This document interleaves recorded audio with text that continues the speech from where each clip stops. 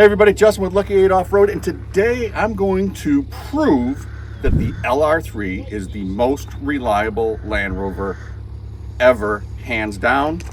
And we are currently looking at the V8 model. That's what I'm talking about.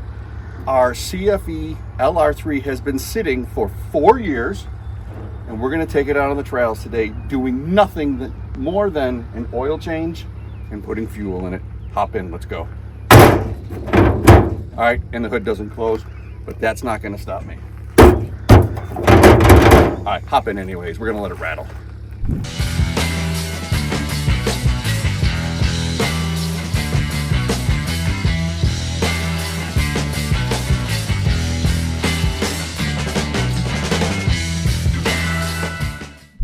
First thing I need to do is put fuel in it. The truck is completely empty, so we used the jerry cans that we have on the roof rack. Back 4 years ago, you can see we put new brakes in the rear. The pads are covered in rust. The front is covered in rust. I got every bit of faith in this vehicle it's gonna stop. So let's get some fuel in it, start it up. Oh, by the way, we got a little startup problem, but we'll get to that after the fuel. That's right, water bottle, because I'm keeping it classy. The last little bugaboo is this battery has been dead for 4 years. So I'm gonna bring my trusty dusty jump box as a backup, but I'm hoping the alternator is strong enough to charge it. Let's see if this bad boy fires up.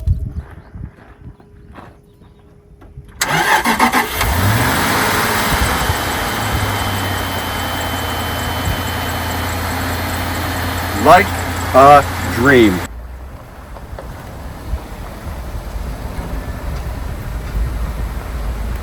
All right, hitting the trail. Well, barely a trail. It's just an access road. We got a major issue here. The air conditioning is not working. This is unacceptable. I'm somehow going to have to struggle through.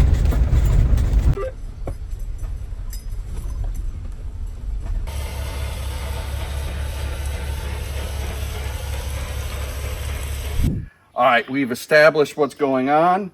The fan in this is an electric fan, along with the fact that it spins off the water pump, and there's a little clutch pack in there. The clutch pack is seized, so it's trying to spin against the wiring harness.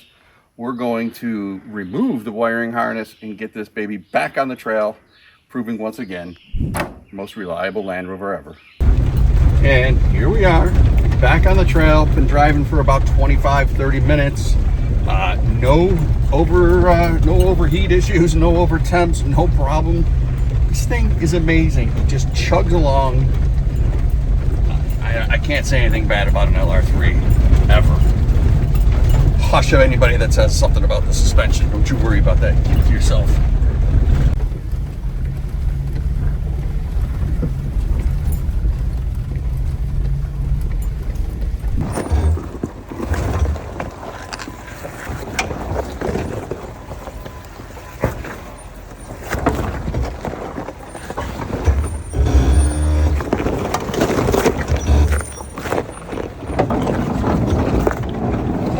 About midday here, 4 hours or so into the trail. Disconnected the battery completely because it was putting too much strain on the alternator, and the LR3 has been running fantastically. And if we look back at everything that has been broken, 100% my fault. No maintenance. I let a car sit in the weeds for 4 years. Yeah, the fan's gonna seize up. There was low coolant, so it probably wouldn't have even overheated, but we needed to add coolant. And the battery is just a dead battery. I should have put one in, but I wanted to see what this car would do with the dead battery. Now we know. I'm gonna finish my Pellegrino and we're gonna get back on the trail.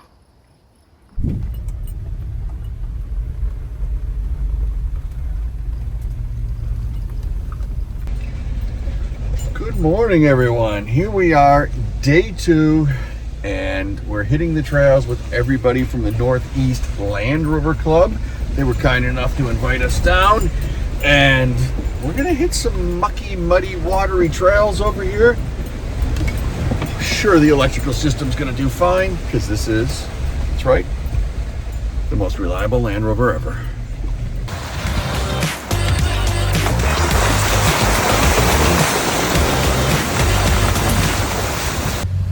All right, so far so good on day 2. We got a couple of lights on the dash, but the LR3 is plugging right along.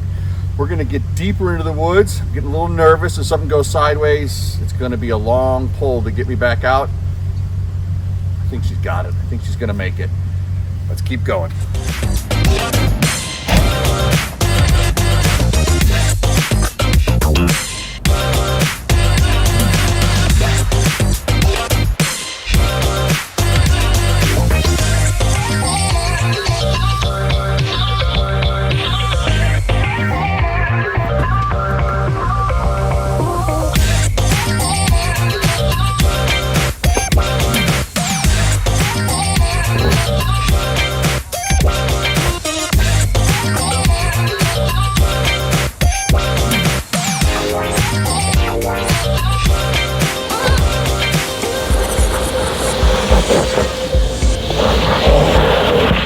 Well, there you have it, folks. If you're in the market for a secondhand Land Rover, I highly recommend the LR3. It is, in my opinion, the most reliable. Make sure you get an 06 to 09 because everything will be fine. V8. You can also do a Sport or a full-size Range Rover if that tickles your fancy.